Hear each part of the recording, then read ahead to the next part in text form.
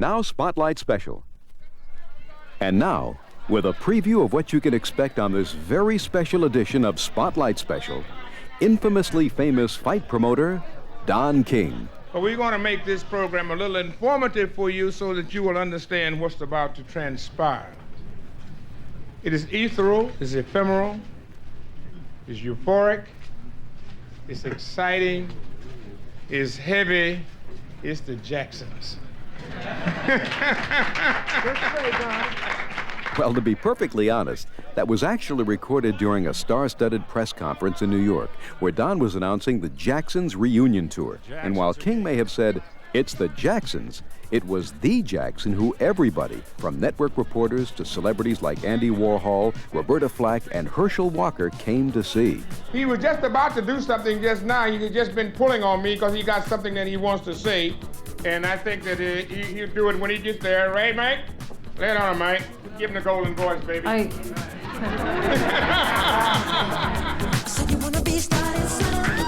thought it would be wonderful to express the way the Jacksons feel about the music and its effect on the people of all races.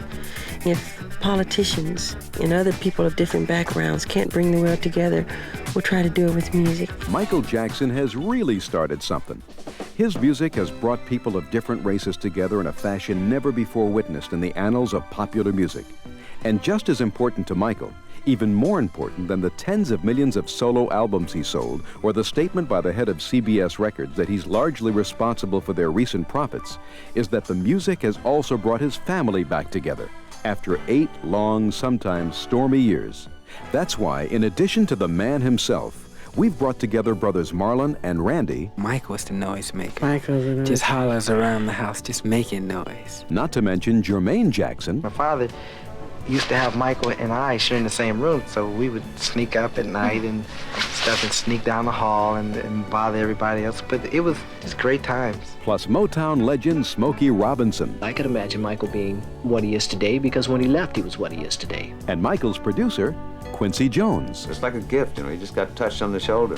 And just think, as Michael reminds us, it all began 14 years ago with a bunch of kids who were too young to do anything. Drink, drive, vote, get drafted, except sing. We appealed to all ages, from 50 on down, and all colors of people, which is beautiful. We were really, as I would say, the first young group to ever have, like, you know, hit #1 records. Our first hit was I Want You Back.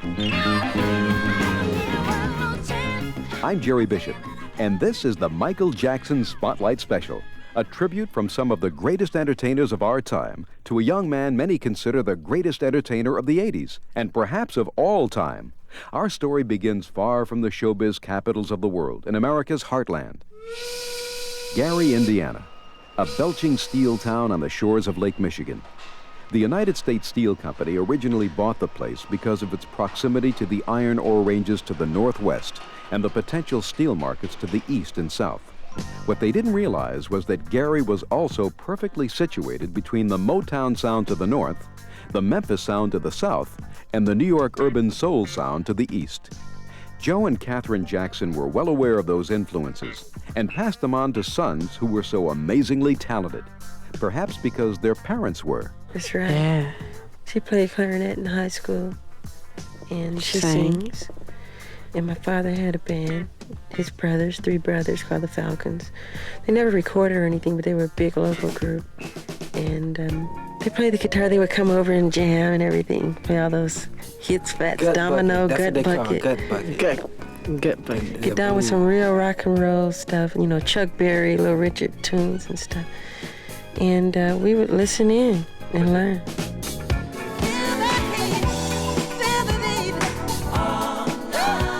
What really made me know that we were kind of good was when, I mean, you'd be up there dancing, all these quarters and dollars would be thrown at you, and you're doing splits and picking up money and putting it in your pocket and keep dancing. I mean, our pockets were so loaded with money that we couldn't keep them up.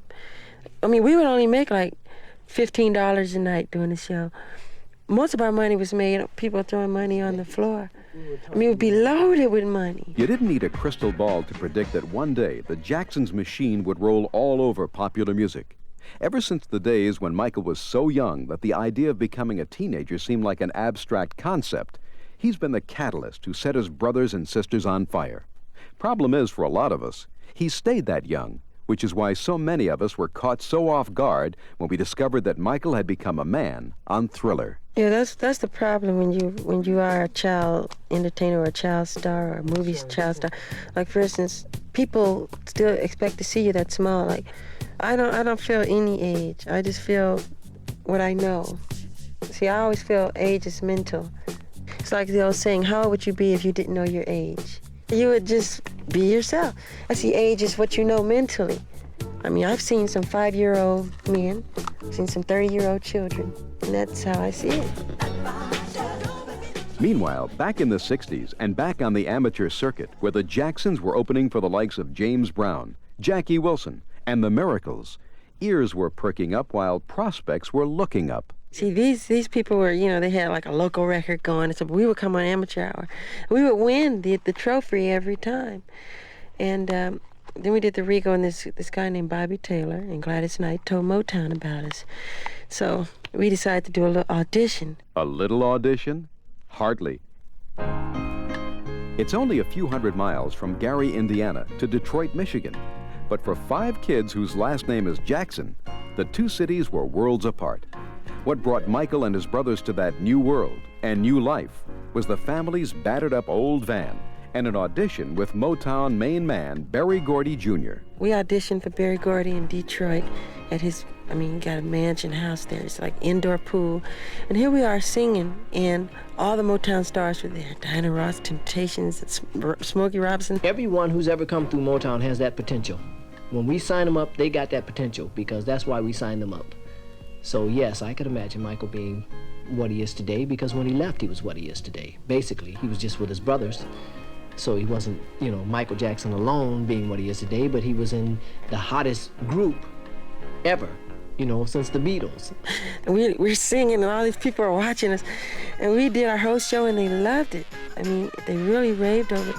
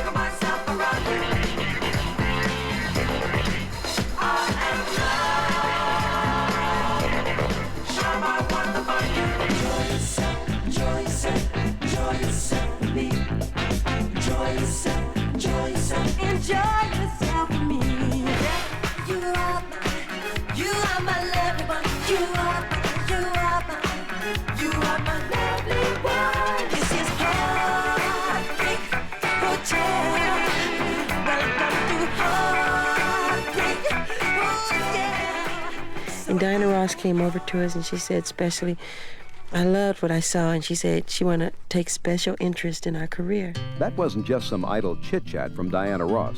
She was serious.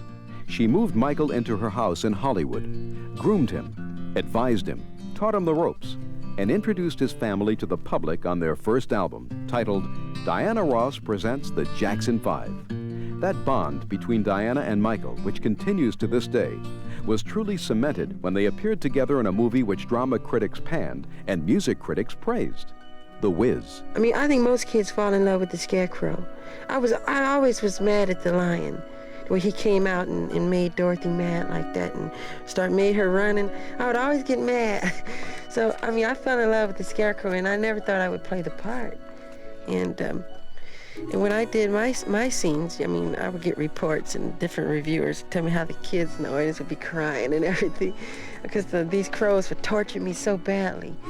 Even my nephews, they walked out on the movie because they said, you know, there's one scene when the bad witch actually takes this big saw, this fast saw that turns and cuts my whole body. And my nephews got so mad that they said, let's go. They're cutting up Uncle Michael. And they got mad and they left. There it is. I wasn't nervous at all. I've never been nervous. I just sang. And I knew the material was good, and I did it. That's the most remarkable aspect of Michael Jackson's character. Today, he's the epitome of cool. And as a kid, he was equally cool under pressure. Well, Barry Gordy would tell me, he'd say, your record's number one, you know that? I said, yeah. Didn't really even think about it. I just enjoyed doing it. The only real thing that made you really think about when we went on our first American tour, it was real mania. I mean, it still is, but the screams and the girls fainting and everything, you look out in the audience, you go, wow. And that's what made you think about it mainly. You saw the reaction from the songs and what we were, you know. Sound advice, because we haven't had enough either. At this very moment, Michael Jackson stands at the pinnacle of the music world. His most recent album, Thriller, has sold over 20 million copies worldwide. He spent so much time at #1 that the people who calculate the charts should simply give him the spot. He's broken the color barrier on music television, and he's influenced an entire generation of dancers. And yet Michael's only 25. Surely, all this attention and acclaim has gone to his head. Well, it hasn't. Michael's been through it all before with the Jacksons. Because they were so young, success went straight to their bank accounts, not their heads. That's why, even when they played for the Queen of England, Michael was more into being impressed than being impressive. What's great about the whole command performance is just like people imagine it in storybook fairy tales. I mean, she actually, from head to toe in diamonds and rubies, nothing's fake, the crown. They roll out the red carpet. She don't walk on any wood. I mean, red carpet, the big Rolls Royces and the horse and the chariots and the men whipping the horses and hordes of people from blocks and blocks and blocks looking to see the Queen taking pictures. I mean, when she come to town, God, it's like a big, big, big event. I mean, it's just like I imagined it, and that's what was great about it. It was really something. And we stayed at the Churchill Hotel. The Osmonds came in the next day, stayed in the same hotel, okay? And the fans were outside the hotel all night. They would go to the Osmond side, scream for them, come back on our side, scream for them. Then they would come upstairs and run in the rooms. We would go in our rooms and find them in the shower, hiding in the closets, under the beds. It was really something. That London hotel tale is an adventure Michael will never forget, and neither will his older brother, Jermaine Jackson. In fact, when all the Jacksons left Motown, except Jermaine, who didn't feel the move was good for his career, what he missed most was prowling hotel corridors with Michael. Maybe that's why he's back. We have the greatest times on the road, and it's been so long. I just remember us just having little simple things like pillow fights and stuff before we go out to do the show, and just a lot of the fun that we used to have. And my father used to have Michael and I sharing the same rooms because he made sure that we were in bed after the show, because we were, we had to sing all the songs, so we would sneak up at night and stuff and sneak down the hall and bother everybody else. But it was just a great time. As teen idols, the Jacksons took it all in stride, except the morning Michael and Marlon woke up, turned on the TV to watch cartoons, and saw themselves. To me, that was the biggest gas of my whole career. Yeah, because we were at that age, that time, we loved cartoons. And shoot, I still like cartoons. I love cartoons, but it just blew me out. So, that was fun to see yourself in animation. Then when some children would actually walk up to us and expect to see us in a cartoon form, they really would, and some would get upset. They really would. It was so funny. Sometimes I would hate to face children. It kind of ruins the illusion when they see you in person. They wonder what happened. Michael Jackson gets off the wall and goes off on his own. Motown didn't get to where they are today just because they're a bunch of nice guys who know a hit when they hear one. And Michael Jackson isn't where he is only because he looks as good as he sounds. Both parties are chock full of savvy, and within a year after the first Jackson 5 hit, Michael Jackson was releasing hits of his own. It's mainly experience. It's like in the movie world, I mean, the old MGM days, Judy Garland and Mickey Rooney would do movie back to back to back. And while they were doing this, I mean, they were learning, watching, and seeing and experiencing. Before you know it, they're directing their own films because they're around it all the time and they want to do it themselves. They want that chance to try it. And that's what's wonderful I love about you eventually want to do it yourself. The touching tale of a boy and his rat was fine for Michael when he was 14, but after turning 21, Michael needed a more mature sound. Yet instead of throwing up his hands and shouting rats, he baited super producer Quincy Jones. I said, Quincy, I'm doing my album soon. I would like, somebody to produce it. Do you know of any producers? Honestly, I wasn't in a slick way trying to say, Quincy, do my album or such and such. I didn't even think about him doing it. And he said, Smelly, well, he calls me Smelly. He said, I always say something smelly, like that's a smelly song, meaning it's more than bad, incredible, it stinks. It stinks. But he said, Smelly, why don't you let me do it? I said, that would be wonderful. I said, are you like serious? Like he wasn't yeah. thinking of it before. No, I wasn't. Come on, I wasn't hitting around. He's got an old man sense of awareness, really, I mean, it's way beyond the experiences that he's already had. It's just like a gift, he just got touched on the shoulder. That's Quincy Jones, the producer, artist, arranger, and composer who's been responsible for more hits than even Michael Jackson. It was Quincy who first saw a mature artist lurking inside a child star. I just could feel inside that he had the capacity to deal with that kind of emotion before, because I think he's mature enough now to deal with that. And it was a song that a friend of mine wrote after his wife left him, and it's a very painful song, and it was interesting because we made about 5 takes that day, and every take, the last 8 bars, Michael broke down and cried. We left it on the record. We couldn't get a take without it. I said, now Michael hasn't been married 3 or 4 times, so I know he's not relating to a past experience like that, because it was a very mature emotion in the song, but he related to it because he's so sensitive and aware, and I mean, literally, the tears just fell out of his eyes, and he could just barely get his voice together to sing the last word in there. So we just left it in the record. Only one superstar can be mentioned in the same breath, let alone sing in the same breath as Michael Jackson. Here's a hint. He used to be in a band from Liverpool.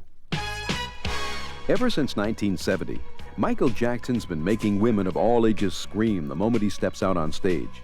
Well, back in the 60s, a fellow by the name of Paul McCartney, who was the bass player in a group you might remember called the Beatles, was doing the exact same thing. I'm sure somewhere in Hollywood, some showbiz whiz was probably plotting with his calculator and scheming, if I could only get Paul and Michael together, I'd make a mint. Well, they did it all by themselves. And as far as that mint is concerned, I'm sure they'd gladly give you a tour of it. When I first met Paul McCartney, he came up to me. He said, how you doing? I said, fine. He said, Linda and I wrote a song for you. I said, really? He said, yes. I said, you're kidding. And he started singing. He said, you want to hear a little bit? I said, okay. And they started breaking out singing it. So we switched numbers and everything. They gave me their Scotland number and their England number. And we got in contact with each other. And we talked and talked. His daughter, Heather, is a good friend of mine, too. Michael Jackson comes to grips with himself. There's one area of Michael Jackson's life we haven't touched on yet. His life. When you realize that his first record was a #1 record, and he was barely 11 at the time, you start to get the picture that his life has been anything but normal. Fans have followed him relentlessly. Writers have chronicled his every move. He and his brothers had to be privately tutored rather than publicly schooled. Even the folks back home named their old street Jackson 5 Boulevard. When you've been in the public eye as long as Michael, people don't really see the real you. Yeah, they look at you differently. They look at you as being a star entertainer. I look at me as being just a regular person, but very thankful. But I'm different because I do a different job than what they do. And I'm happy to be chosen to do it. That I don't like to be limited. I like to, to reach out to all colors and all levels in every which way and form. Just grab. Michael Jackson's grabbed so much lately, there might not be anything left. And yet, like the man says, he doesn't want to be limited either. Interestingly enough, every industry insider we talked to while preparing this report told us the same thing. Michael Jackson is only beginning to fulfill his potential. Michael seems to feel the same way. His goal truly is nothing less than reaching all the diverse peoples of the world. But why? What drives him so? Perhaps it's Michael's message. No matter who, what, or where you are, you can beat it. I mainly thank God, because we've been doing this a long time, and my health is still good, and I've been all over the world 2 times, and I'm still doing what I'm doing. I've entertained many races, many people, and everywhere we've gone, the response has been really incredible, and I'm thankful to be chosen to do it, and I want to do more things and better things, and to keep on going, and thank all the people. The Michael Jackson Spotlight Special is a production of ABC Watermark. Executive producer Tom Rounds. Produced by Janice Hahn with Alan Daniel Goldblatt, Paul Liebeskind, and Stu Jacobs. Project Director Corrine Baldessano. This is the ABC Radio Network. Spotlight Special has been brought to you in part by Noxzema Skin Cream and Noxzema 12-Hour Acne Medicine. And by Atari Soft, bringing home all of the hit games your computer's been missing.